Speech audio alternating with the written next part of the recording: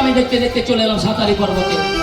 এখানে সুন্দর করে লক্ষ্যমূল্য হয়ে দিয়ে করতে হবে লোহার বাসর ঘর। সমস্ত দেবদেবী অঙ্কিত করবো, আর মনসা মনসা সর্পের কোনো চিহ্ন থাকবে না।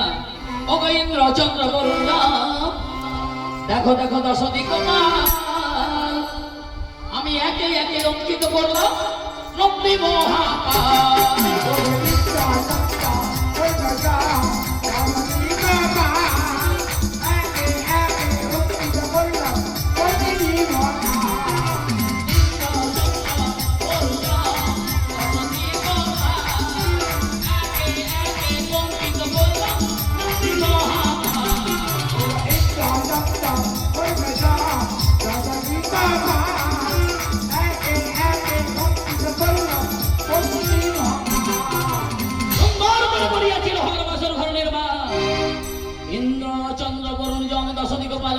অঙ্কিত নেই মনসা মনসা সর্বের কোন চিহ্ন।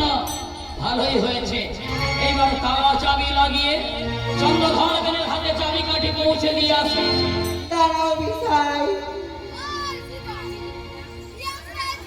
মনসা যে কি মনে করে মা তো কোথায় যাবে তুমি? আমি সাতালি পর্বতে গিয়েছিলাম। কেন গিয়েছিলে? চন্দ্রধর বেনে পুত্র লক্ষিন্দরের বিবাহ সেই জন্য মহান বাসর ঘর করিয়াছি নির্মাণ। তাই নাকি? আমা কেমন করে বাসর করেছো? ও মা তুমি এবারে দিন আমায় দেখাবি? দেখবে বাসর ঘর? হ্যাঁ বিশাল। দেখো মা দেখো, এই হলো সেই রহময় বাসর ঘর। ভালো হয়েছে তো? এইবার মা তুমি আমাকে যেতে অনুমতি দাও, আমি চলে যাই। ও বিশাল, তুমি এত অস্থির হচ্ছ কেন? কি হয়েছে তোমার তো হাতের কাজ হয়েছে, মা খুব সুন্দর করে বাসর ঘর আচ্ছা মা। আচ্ছা বিশাল, বলো মা বলো। একটা সত্যি কথা বলো তো বিশাল। এই সত্য কথা বলতে চাই। আমি কি দেবের মধ্যে কেউ নয়? কে বলেছে তুমি দেবীর মধ্যে কেউ নয়? কে? এই বাসর ঘরে সব দেবদেবীর মধ্যে সঙ্গীত আমার নামে কেন এই বাসর ঘর উত্তর শোকে মরবে চাঁদ বেনে, সেই কারণে করি না এই মাগো তোমার নাম আর তোমার সর্ববনের চিহ্ন অঙ্কিত। মা ভালো চাও তো এই বাসর ঘরে আমার নামে করে তুমি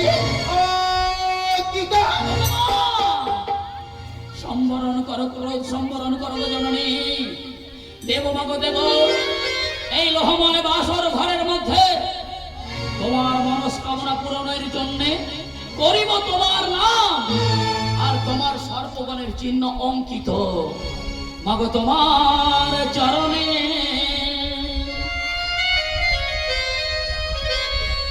আমি সপে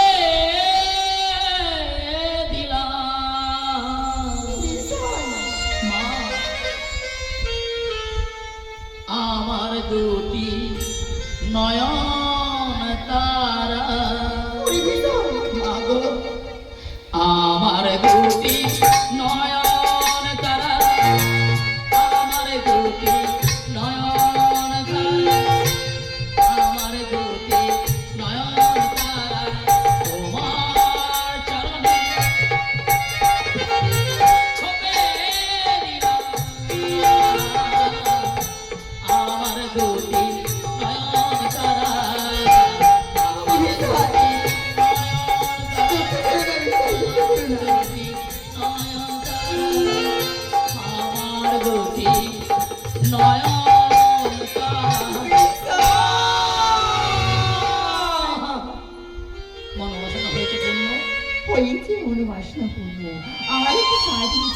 আবার কি কাজ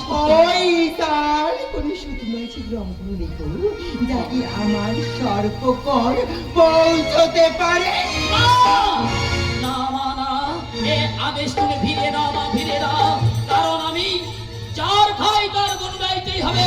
আমি কিছুতেই ঈশান করে সুদর্শন সিদ্ধ করতে পারবো না মা, পারবো না। তুমি পারবে না, না তুমি পারবে না, তুমি পারবে না। তাহলে আমি চাই আমি সর্বনাথী তোমার বাড়ি থেকে তোমারই পত্নী করিয়াছে।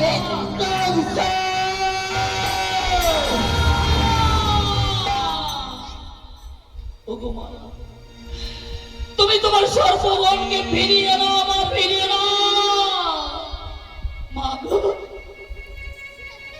তোমার সর্পগণ ধেয়ে চলেছে আমার বাড়ির দিকে।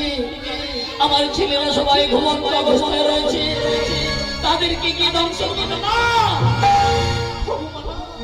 তোমার পায়ে ধরে করি মিনতি গো জননী, এই কাজ তুমি করো না গো জননী। তাহলে বিছাই আমার কথা মতো আমার মাতৃ আদেশে তুমি পালন করো। তাই হবে গো জননী, তাই হবে। তোমার মনোবাসনা পূরণ করার জন্য আমি ঈশান করে ছোট নায়ক করে দেব, সুতর সঞ্চার একটি সত্য করে দেবো মা। তাই হবে গো জননী।